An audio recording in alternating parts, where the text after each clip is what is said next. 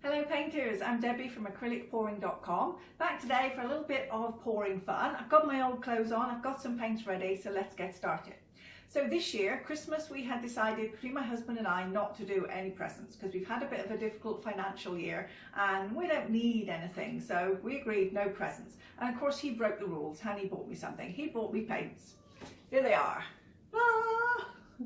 But they weren't expensive paints. We have a new shop opened up here in the Cayman Islands called Dollar Smart. It's not exactly a dollar store, things are more than $1, but they've got these acrylic paints. And these are just, whoops, your straightforward kind of unbranded dollar store acrylic paints. And he got me a number of colours, no black or white because those are already sold out, but I've got a number of really nice colours. And I thought, not only is he a lovely husband and he broke the rules and bought me a present, which is really lovely, but I thought it would be a good opportunity to talk to everyone who's looking at the new year and thinking of taking up a new hobby, maybe thinking of doing acrylic pouring and wanting to get started. So when you get started, you can go all out, you can go to Michael's, you can fill your car with as many supplies as you like, but of course it doesn't guarantee success.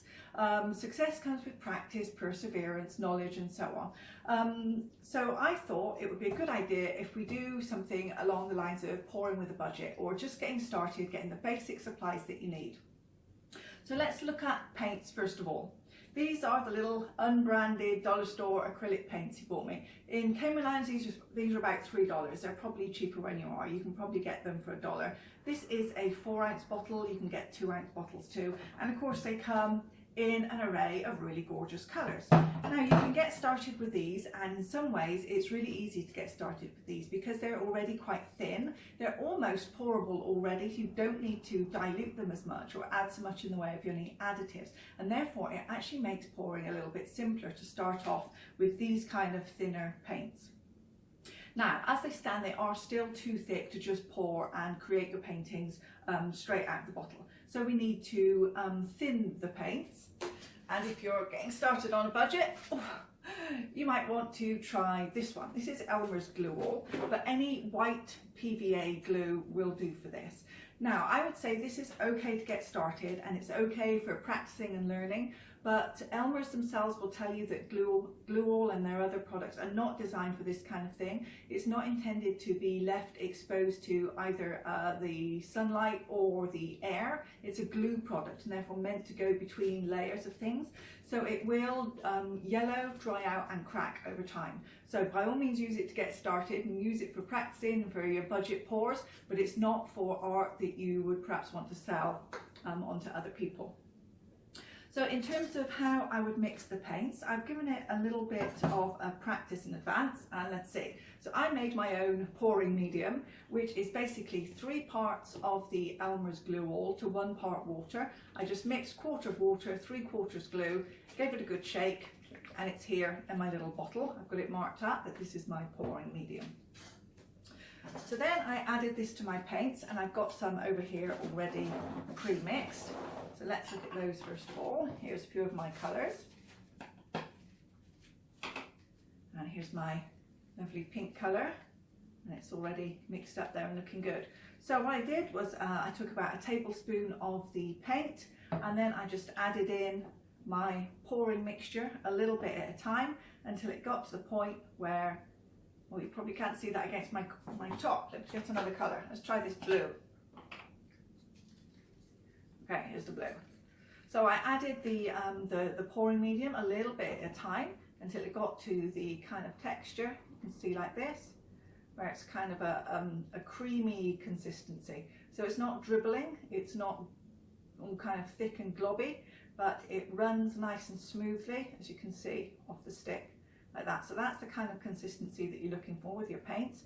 And with these paints, because they're already quite thin to start with, it's easy to get there. You don't need a lot of the pouring medium added. So if you want to make cells in your pour, there are several products that you probably already have around the home that you can use. This is how a lot of people start out. This is a liquid wrench silicone spray in a can, and there are lots of different brands. There's CRC, Blaster, and some others. And I have a video all about silicone sprays and the alternatives that you can use. So I will link to that video if you want to go and take a look. But a lot of people already have something like this hanging around the home. Now, if you want to use something like this, you can either spray it directly into your paints, or you can spray it into a container, a little cup or something. Just spray something into a cup and then use a dropper or a spoon or something and just put a drop into your paints. Because I think if you use a spray, if you're only mixing up a small amount of paint like this, and then you put a whole spray in there, that's quite a lot of silicone. So in that case, I would suggest take this outdoors, get a little jar or a pot and spray something in, let the fumes all go away because it really doesn't smell very nice, and then use a dropper and put 1 or 2 drops per colour of paint of this one. You might also have something around the home like this one. This is the coconut milk hair serum, and there are lots of other brands. Garnier do them, and some others, and basically what you're looking for is the ingredients on the back, and look for one where dimethicone is the top ingredient, and the dimethicone in these kind of products is what's also going to give you cells. So in my paints I used this one, and again I took a little dropper and I just put 1 drop in each of my colours, because this one is really concentrated, so you don't need very much, and if you use this one you'll probably be able to get cells without using any torch. So if you don't have a torch, this is a great budget option to use one of these dimethicone hair serums. Just 1 drop per colour is all that you need. So now that we've got our paints ready, let's talk about surfaces to paint on. I started out with these. These are just plain glossy budget ceramic tiles that I got from the DIY store. As you can see, I've used this one a lot already, and I still use these a lot for testing and practice.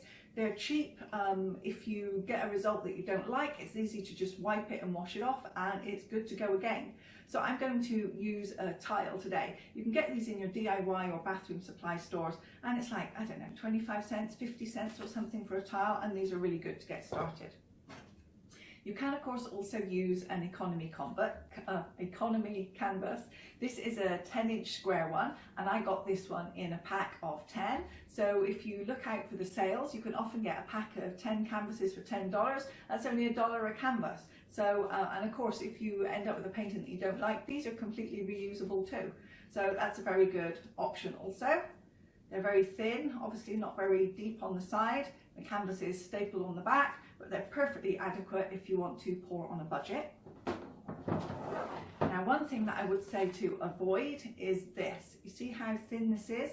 This is a canvas panel. It's basically a piece of thin canvas stretched over a piece of cardboard. And I started out with these thinking that these would be a great budget option, but in fact they're really hard, because what happens is if your paint is thick and wet on here, then it leaches through, it soaks through the canvas onto the board underneath, and then your board will warp and twist and bend, and your painting won't stay flat, and the paint runs off the sides or all runs into the middle. So you can give a try with these, but I would say if you can get an economy canvas or a tile, it's much better than using these ones. So let me clear my space, get everything ready, and we'll actually do a pour with these budget supplies. So I've got my tile ready and my paints ready. I've got this tiny little mini cup that I'm going to use for my flip cup. Now, looking at all of the colours that I've got mixed up here in the little pots, you don't need to rush out and buy a whole load of pots or special equipment. I'm sure you'll eat things at home, or the kids will eat things like the little pots of fruit that come in a plastic pot, or you can save up yogurt containers, small glass jars and bottles and things that you use that you would otherwise perhaps throw into the recycling. You can save up all of those things and use them to mix up your paints. And a lot of the time they'll also come with lids, so that's great. If you have a little bit of paint left over, you can put the lid back on and save that and use it for another day. So I am going to make a small cheat today because my husband wasn't able to get white in any of these colours, and I do like to use white in my pours, especially with bright colours like this.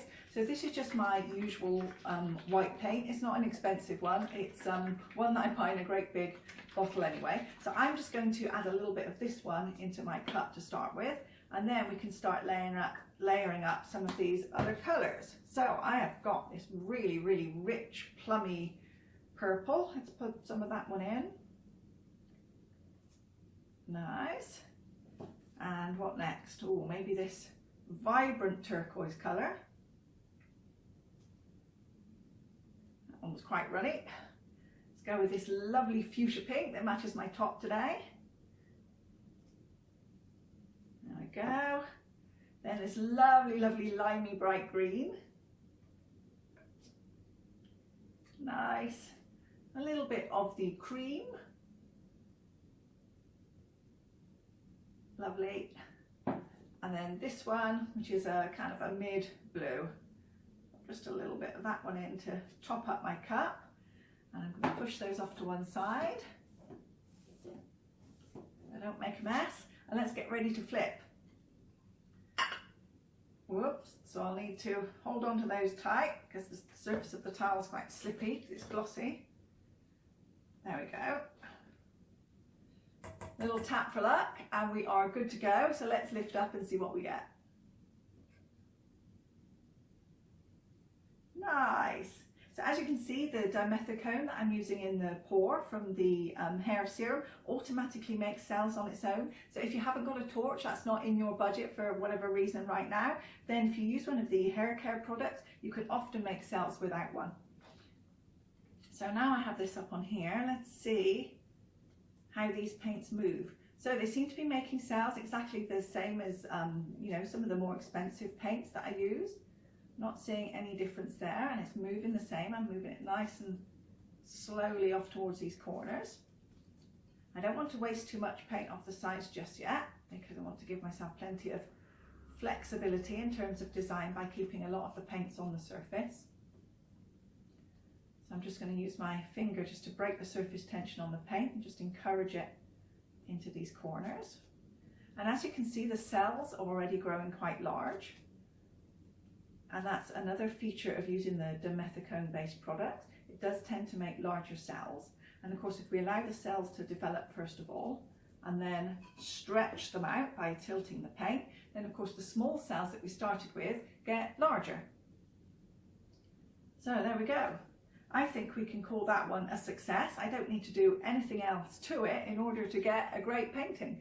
So that just goes to show you don't need to spend a lot. A little bit of these dollar store craft supplies, a little bit of glue, some yogurt pots to mix in, some other products, you know, that you might already have hanging around the house, and you can get started on a cheap canvas, on a tile, even on an old piece of glass, an old mirror, an old picture frame that you've got hanging around the home. And it's as easy as that to get started with acrylic pouring on a budget. Thank you very much for watching. I hope you'll pop over and take a look at the site at acrylicpouring.com. And if you are new to pouring and looking to get into it, there are lots of resources on there for things that you might want to learn. Also an ebook, Getting Started with Acrylic Pouring. And if you want a lot more tutorials, there's also the Getting Started with Acrylic Pouring video course. Oh, no, that's the Acrylic Pouring for Beginners video course. Can't even remember the name of my own course now. Thanks very much for watching, and I hope you have a happy and prosperous new year.